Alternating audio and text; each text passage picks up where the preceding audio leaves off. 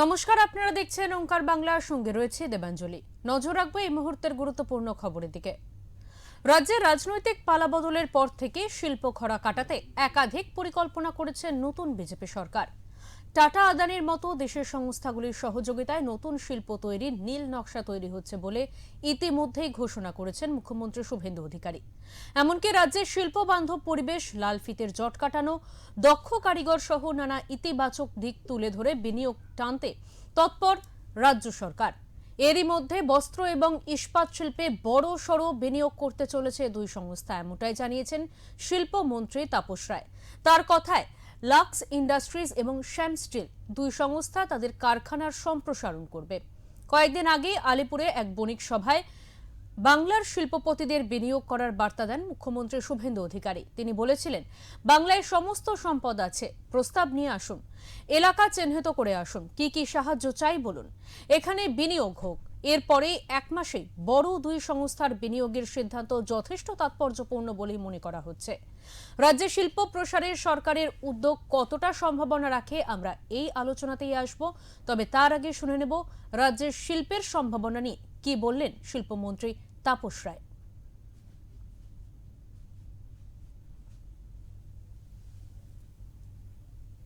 We had a long discussion with the Mitsubishi people. ওরা খুবই eager, ওরা খুব ওই সেমিকন্ডাক্টর তার ইউনিট যেটা ওরা ভারতবর্ষে বসাতে ইচ্ছুক এবং সেটা তারা চাইছে পশ্চিমবাংলায়। সেটা ওরা এই মাসেতেই আবার আসবে ওদের টিম, এবং সেই টিম আমাদের টিম নিয়ে ঘুরিয়ে তাদের দেখাবে, পছন্দ করবে তারা। তাদের যতটা জমির প্রয়োজন, খুব বেশি না, মিনিমাম জমিরই প্রয়োজন, এবং সেটা আমরা যেখানে যা আমাদের রয়েছে সেইটা আমরা জানাবো। জানানোর পরে তারা সেখান থেকে পছন্দ করবেন।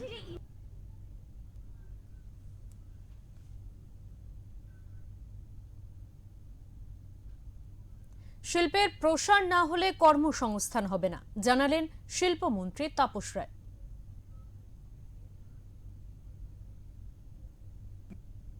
কিন্তু ওয়ার ফুটিংয়ে কাজ হচ্ছে, করতেও হবে, সেটাই ভবিষ্যৎ।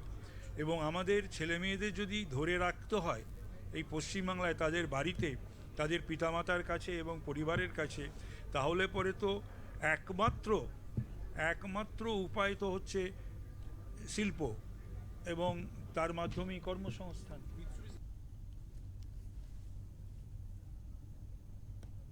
রাজ্যে রাজনৈতিক পালাবদলের পর থেকেই শিল্প খরা কাটাতে একাধিক পরিকল্পনা করেছে নতুন বিজেপি সরকার। টাটা আদানির মতো দেশের সংস্থাগুলির সহযোগিতায় নতুন শিল্প তৈরির নীল নকশা তৈরি হচ্ছে বলে ইতিমধ্যেই ঘোষণা করেছেন মুখ্যমন্ত্রী শুভেন্দু অধিকারী।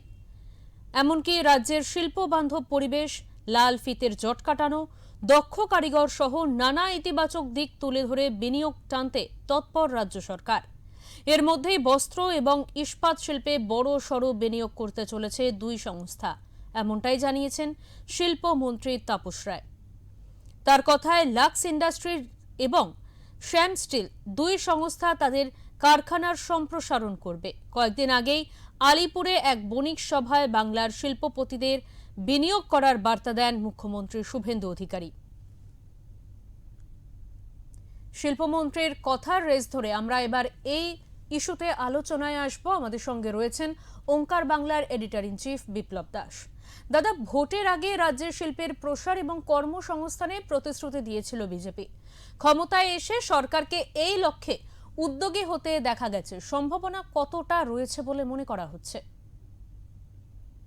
হ্যাঁ, দেখো দেবাঞ্জলি, রাজ্যের শিল্প সম্ভাবনা একটা যে আশা, এতদিন আমরা যে নিরাশা ছিল, ধীরে ধীরে কিন্তু নতুন সরকার আসার পর, আমরা বলছি বিজেপি সরকার, কিন্তু তারা বলছে বিজেপি সরকার নয়, পশ্চিমবঙ্গ সরকার, অর্থাৎ পরিবর্তনের এই সরকার আসার পরে একটা পজিটিভ চিন্তাভাবনা কিন্তু শিল্পপতিদের মধ্যে শুরু হয়েছে।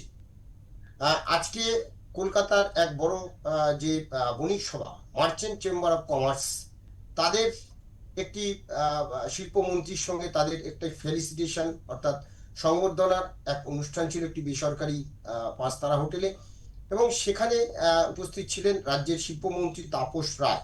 তাপস রায়কে তারা ফেলিসিটেট করেন, এবং শিল্প যারা আর কি এই বণিক সভার যারা সদস্য এবং যারা আধিকারিক, যারা বিভিন্ন পদে রয়েছেন, এবং যারা এই কি বলে বিভিন্ন শিল্পের মাথা, যারা শিল্পপতি যাদের বা শিল্প গোষ্ঠী, তাদের বহু প্রতিনিধি কিন্তু এখানে উপস্থিত ছিলেন।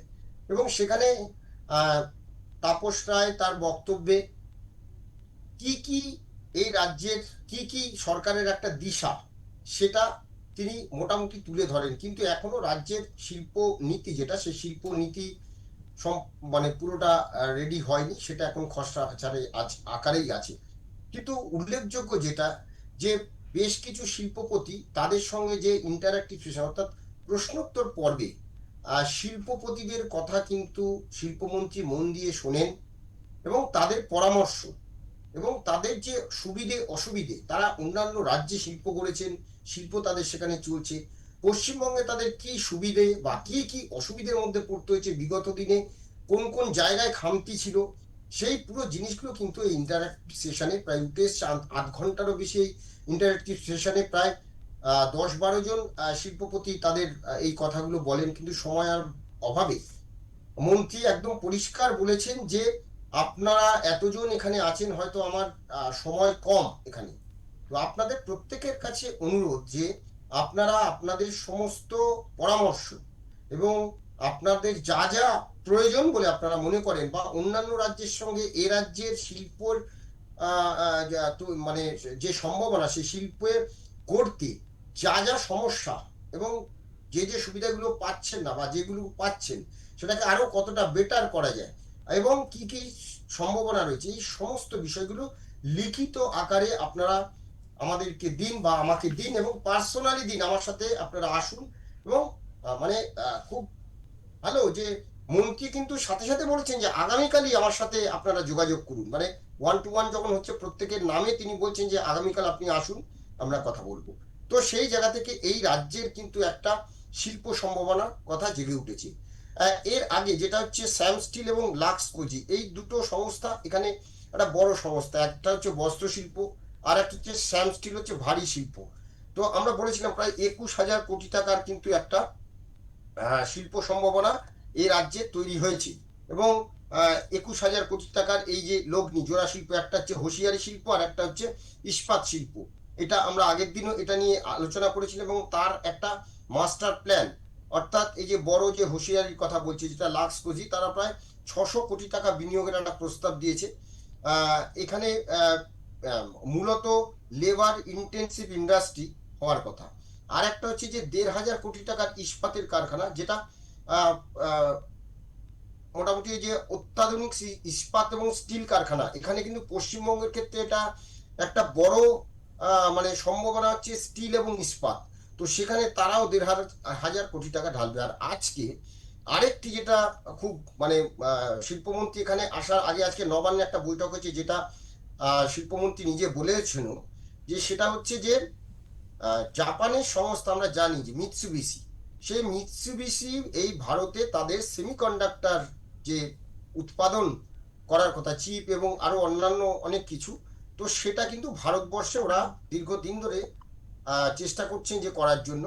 তো সেটা কিন্তু এবারে ওরা সিলেক্ট করছেন পশ্চিমবঙ্গ, এবং তারা এসেছিলেন আজকে, এবং সেখানে আমাদের অর্থমন্ত্রী স্বপন দাশগুপ্ত তিনি উপস্থিত ছিলেন, এবং শিল্প সচিব যারা, অর্থ সচিব যারা, এরা প্রত্যেকে উপস্থিত ছিলেন। এবং সেই মিটিংয়ে যে মিটিংটা খুব মানে ফ্রুটফুল হয়েছে, এবং মানে খুব সাফল্যের সঙ্গে এই মিটিংটা হয়েছে এবং বৈঠকটা হয়েছে, এবং এই বৈঠকের পরে সরকারি তরফে প্রস্তাব দেওয়া হয়েছে যে সরকারের প্রতিনিধি দল এবং ওই সংস্থার প্রতিনিধি দল তারা এসে একসঙ্গে যৌথভাবে কোন জায়গায় তারা প্রজেক্টটা করতে চায় সেই জায়গাগুলো তারা দেখাবে, দেখানোর পরে এটা হবে। তবে এর এর এই যে কত এটার পরিমাণ, অর্থাৎ আর্থিক পরিমাণ কত কত টাকা লগ্নি হবে, সেটা কিন্তু এখনো বলা যায়নি। তার উত্তরে কিন্তু শিল্পমন্ত্রীরা পরিষ্কারই বলেছেন যে দেখুন, মিৎসুবিশির মতো একটা এত বড় একটা ইন্টারন্যাশনাল সংস্থা, তারা যখন এখানে মানে আন্তর্জাতিক মানের সংস্থা, তারা সারা পৃথিবীতে বিভিন্ন জায়গায় তাদের প্রজেক্ট করছে, তো সেখানে যখন ভারতে ওরা বিনিয়োগ করবে, সেটা তো আর নিশ্চয়ই ছোটখাটো কিছু হবে না, একটা বড় সড়ো বিনিয়োগ কিন্তু এই পশ্চিমবঙ্গে আসছে।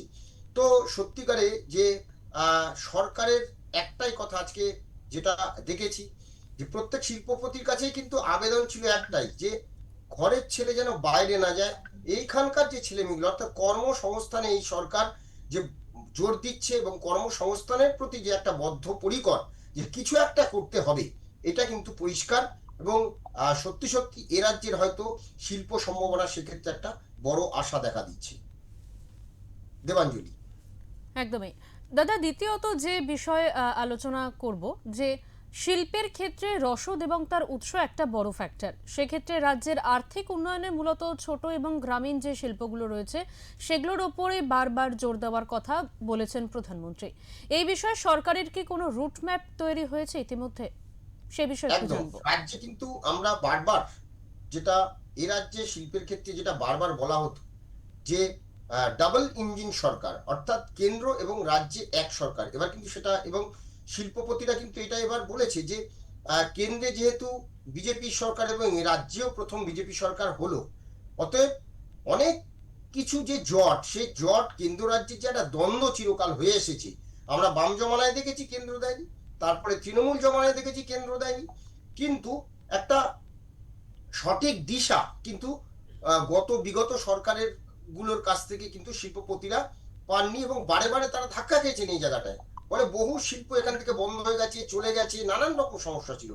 সেই জায়গাটা থেকে কিন্তু পরিষ্কার বলে দেওয়া হয়েছে যে প্রধানমন্ত্রী নরেন্দ্র মোদী, অর্থমন্ত্রী, শিল্পমন্ত্রী আজকে যেটা বললেন এই বণিক সভার অনুষ্ঠানে, যে প্রধানমন্ত্রী নরেন্দ্র মোদী তিনি তার প্রত্যেকটা ডিপার্টমেন্ট, প্রত্যেকটা মন্ত্রীর কাছে বলেছেন, নির্দেশ দিয়েছেন যে ফোকাস ওয়েস্ট বেঙ্গল, অর্থাৎ পশ্চিমবঙ্গকে ফোকাস করতে হবে, অর্থাৎ পশ্চিমবঙ্গের শিল্প যা যেখানে যা প্রয়োজন সেটা কিন্তু ফোকাস করতে হবে পশ্চিমবঙ্গে। তো এইটা কিন্তু একটা বড় বিষয়, যে এই যে কেন্দ্রে রাজ্যে যে একটা বড় জিনিস, অর্থাৎ এই যে বড় বিষয় যেটা ছিল, যে কেন্দ্রের সঙ্গে রাজ্যের যে দ্বন্দ্ব, সেটা কিন্তু এখন আর নেই।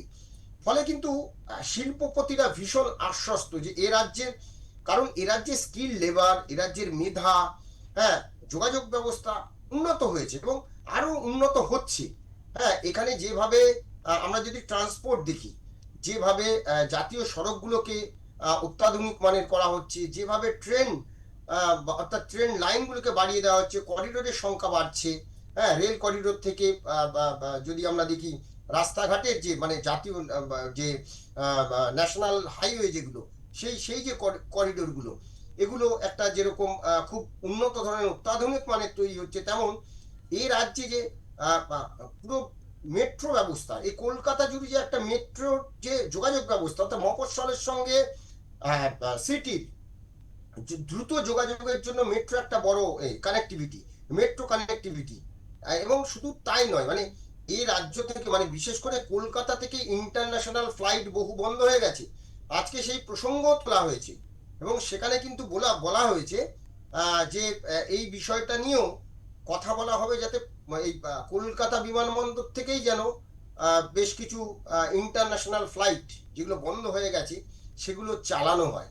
মানে মানে এই যে পুরো সিস্টেমটা, এই সিস্টেমটা যদি সত্যি সত্যি চালু হয়ে যায়, এবং শুধু কলকাতা বিমানবন্দর নয়, তার সঙ্গে যে জেলায় জেলায় যে বিমানবন্দর ছোট ছোট গুলো আছে, হ্যাঁ, সেগুলো যাতে অ্যাক্টিভ তৈরি হয়, ইতিমধ্যে সেগুলো উদ্যোগ নেওয়া হয়েছে। তো এইটা কিন্তু একটা বড় বিষয়, যে যোগাযোগ ব্যবস্থা মাধ্যমে কিন্তু শিল্প আসবে তখনই, যত কানেক্টিভিটি বিভিন্ন ভাবে যত বাড়বে। তো সেই কাজটা কিন্তু এবারে কেন্দ্রের তরফে আমরা দেখেছি যে খুব মানে শুরু হয়েছে। রেল দপ্তর, পরিবহন দপ্তর, মানে পুরো বিষয়টা কিন্তু একসঙ্গে তারা কিন্তু কাজ শুরু করে দিচ্ছে ইতিমধ্যে। তাই আগামী দিনে কিন্তু এটা বলাই যায় যে শিল্পপতিদের কাছে কিন্তু এটা একটা বড় আশ্বস্ত হওয়ার জায়গা। মানে আজকে যেটা দেখলাম, শিল্পপতিরা কিন্তু একটা জিনিস খুব, মানে এই যে ডবল ইঞ্জিন সরকার হয়েছে এ রাজ্যে, এটাতে তারা কিন্তু ভীষণ আশ্বস্ত। দেবাঞ্জন। একদমই। দাদা, এর পরবর্তীতে আরও একটা বিষয় আপনার কাছ থেকে জানতে চাইবো, যে এর মধ্যে লাক্স ইন্ডাস্ট্রিজ এবং শ্যাম স্টিল তাদের কারখানার সম্প্রসারণের ইচ্ছা প্রকাশ করেছে।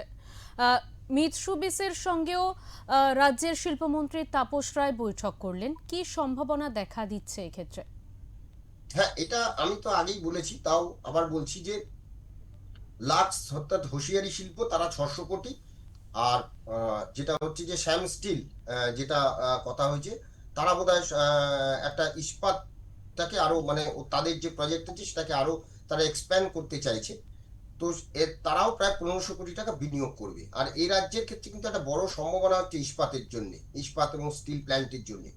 তো সেইখান থেকেই কিন্তু একটা বড় সম্ভাবনা তো তৈরি হচ্ছে। আর মিৎসুবিশি কে যে মিটিংটা হয়েছে সেটা সরকারি তরফের প্রতিনিধি দল এবং তাদের প্রতিনিধি দল এসে তারা জায়গা সিলেক্ট করবে।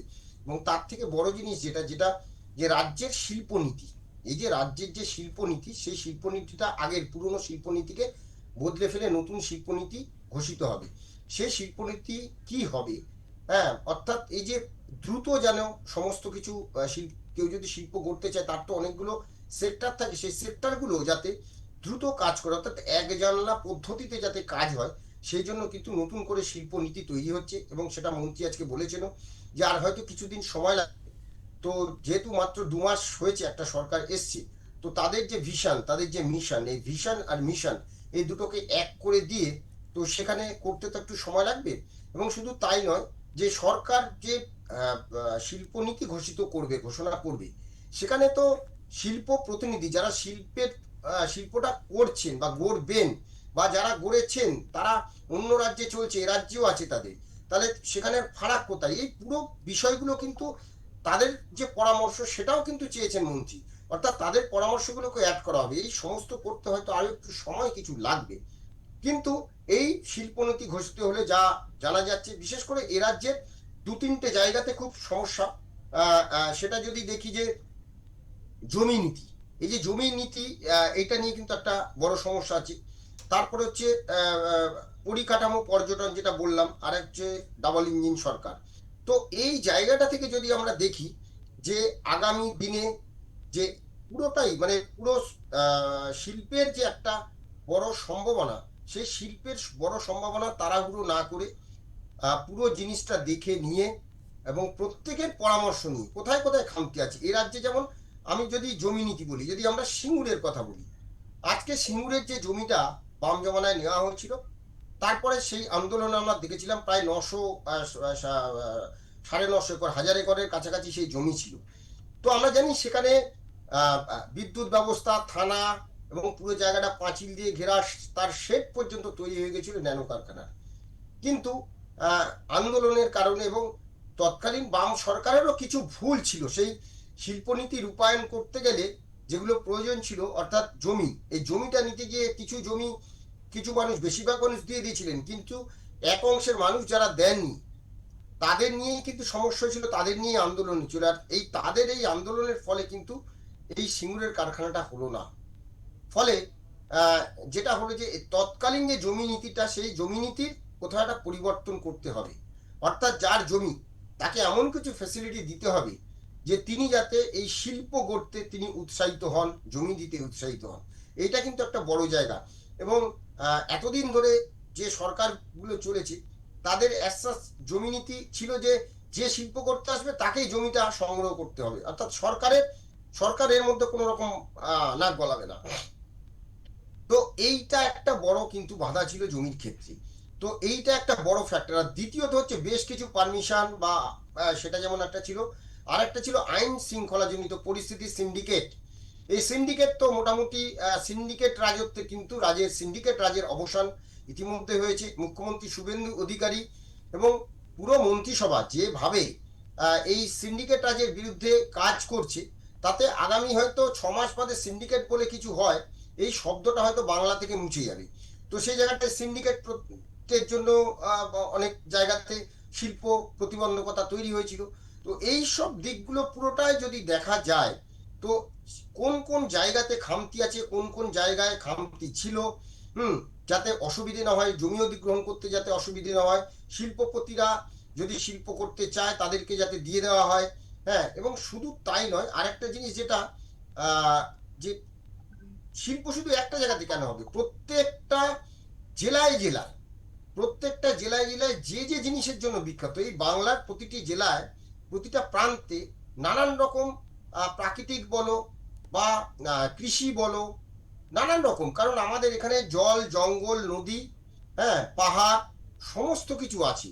তো এই পশ্চিমবঙ্গে সেই জল জঙ্গল নদী পাহাড় এবং ভ্রমণের একটা বড় জায়গা, অর্থাৎ তো সেই জায়গায় ট্যুরিজম একটা বড় জায়গা। তো এই জায়গাগুলোকে কিন্তু ধরতে চাইছে বর্তমান রাজ্য সরকার, এবং সেই জায়গাগুলো ধরে ধরে, অর্থাৎ যেখানে ট্যুরিজম সম্ভাবনা সেখানে ট্যুরিজম কিভাবে করা যায়, যেখানে হয়তো ভারী শিল্প করার প্রয়োজন সেখানে ভারী শিল্প, যেখানে হয়তো কৃষি শিল্প রয়েছে, কৃষিজ উৎপাদন হয় কিন্তু সেই জিনিসগুলো সঠিকভাবে সেটা প্যাকেজিং বা তার যে বিভিন্ন সিস্টেম রয়েছে সেগুলো হয় না, সেখানে সেই সেই কৃষি যে ব্যবস্থা তার জন্য সে কোল্ড স্টোরেজ করা বা সেখানে প্যাকেজিং করা, কোথাও হয়তো ওই যে নরেন্দ্র মোদী যেমন বলেছিলেন যে এসে যে ধনেখালির শাড়ি, সেখানে সেই শাড়ির হাব তৈরি করো, তারকেশ্বর বা ওই অঞ্চলটা হুগলিতে হুগলির আলু, কিন্তু আমরা দেখেছি যে বছরে কত সংখ্যক আলু পচে নষ্ট হয়ে যাচ্ছে, আলু মাঠে পড়ে থাকছে, কোল্ড স্টোরেজের অভাব, বা সবজির কথা যদি আমরা বলি।